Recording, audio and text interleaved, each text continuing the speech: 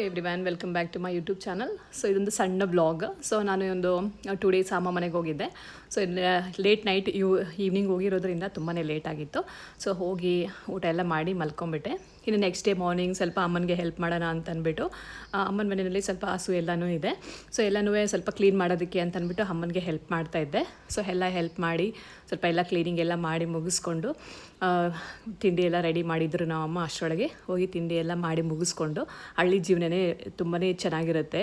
ಅಂದರೆ ಮತ್ತು ಇವಾಗಿನ ಸೀಸನಲ್ಲಂತೂ ತುಂಬಾ ಸಿಕ್ಕಾಪಟ್ಟೆ ಬಿಸಿಲು. ಪಾಪ ಹಳ್ಳಿ ಕಡೆ ಇರೋರು ಹೊರಗಡೆಲ್ಲ ಕೆಲಸ ಮಾಡೋರಂತೂ ಅದು ಹೆಂಗೆ ಮಾಡ್ತಾರೋ ಅಂತಲೇ ಗೊತ್ತಿಲ್ಲ.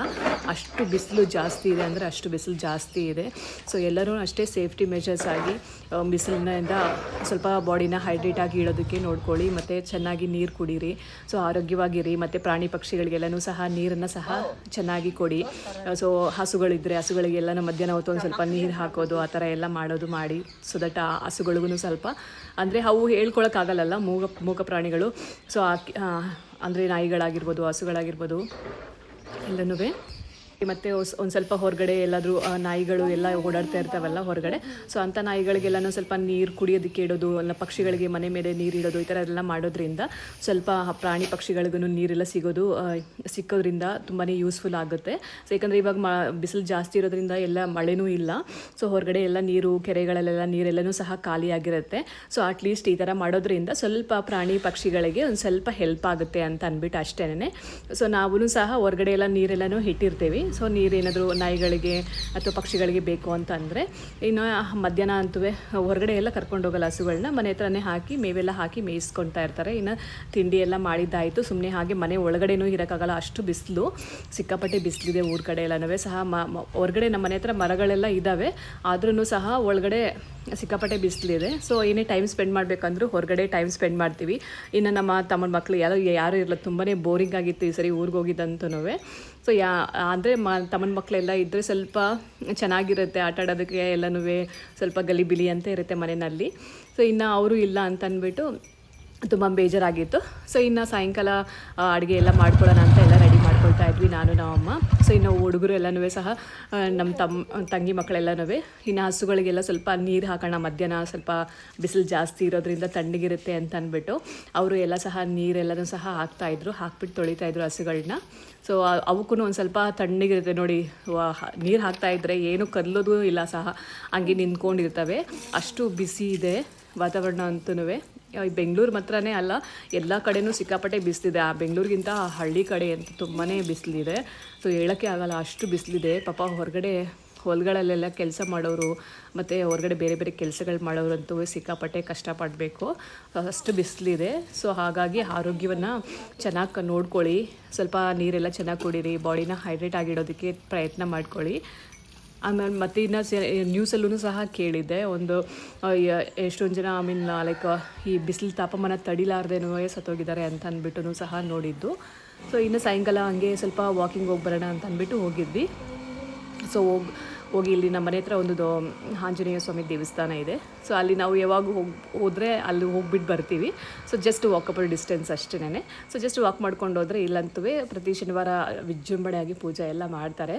ಸೊ ನಾವು ಜಸ್ಟ್ ಹಂಗೆ ವಾಕ್ ಮಾಡ್ಕೊಂಡು ಹೋಗಿ ದೇವಸ್ಥಾನ ಹತ್ರ ಎಲ್ಲ ಸ್ವಲ್ಪ ಟೈಮ್ ಸ್ಪೆಂಡ್ ಮಾಡಿಕೊಂಡು ಸೊ ವಾಕ್ ಮಾಡ್ಕೊಂಡು ಬಂದ್ವಿ. ತುಂಬಾ ಚೆನ್ನಾಗಿತ್ತು. ಸೊ ನೀವು ಎಲ್ಲನೂ ಸಹ ಊರುಗಳಿಗೆಲ್ಲ ಹೋಗಿದ್ದೀರಾ ಅಂತ ಅಂದ್ಕೊಳ್ತೀನಿ. ಇನ್ನು ಇವಾಗ ಸಮ್ಮರ್ ಹಾಲಿಡೇಸ್ ಬೇರೆ ಇದೆ ಅಲ್ವಾ.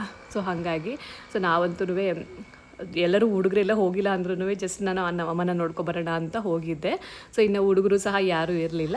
ಸೊ ಹಾಗಾಗಿ ಜಸ್ಟ್ ನಾವು ಟೈಮ್ ಸ್ಪೆಂಡ್ ಮಾಡಿಕೊಂಡು ಬಂದ್ವಿ. ತುಂಬಾ ಚೆನ್ನಾಗಿ ಟೈಮ್ ಸ್ಪೆಂಡ್ ಆಯಿತು. ಸೊ ಹಳ್ಳಿ ಕಡೆ ವಾತಾವರಣ ಅಂತೂ ಹಾಗೆ ಅಲ್ವಾ. ಸೊ ಒಂದಿನ ಇದ್ರೂ ಏನೋ ಒಂಥರ ಖುಷಿ ಕೊಡುತ್ತೆ. ಸೊ ಹಾಗಾಗಿ ಸೊ ಹೋಗ್ಬಿಟ್ಟು ಎಲ್ಲ ಚೆನ್ನಾಗಿ ದೇವ ದರ್ಶನ ಎಲ್ಲ ಮಾಡಿಕೊಂಡು ಸೊ ಹಂಗೆ ಟೈಮ್ ಸ್ಪೆಂಡ್ ಮಾಡ್ಕೊಂಡು ಬಂದ್ವಿ. ಇನ್ನು ಬಂದು ಸಾಯಂಕಾಲ ಅಡುಗೆ ಮಾಡೋಣ ಅಂತ ರೆಡಿ ಮಾಡ್ಕೊಳ್ತಾ ಇದ್ವಿ. ಸೊ ಇನ್ನು ಅಡುಗೆ ಮಾಡೋದಕ್ಕೆ ಸ್ವಲ್ಪ ಇವಾಗ ಗ್ಯಾಸೆಲ್ಲ ಸಿಕ್ಕಾಪಟ್ಟೆ ಪ್ರಾಬ್ಲಮ್ ಇದೆ ಅಲ್ವಾ.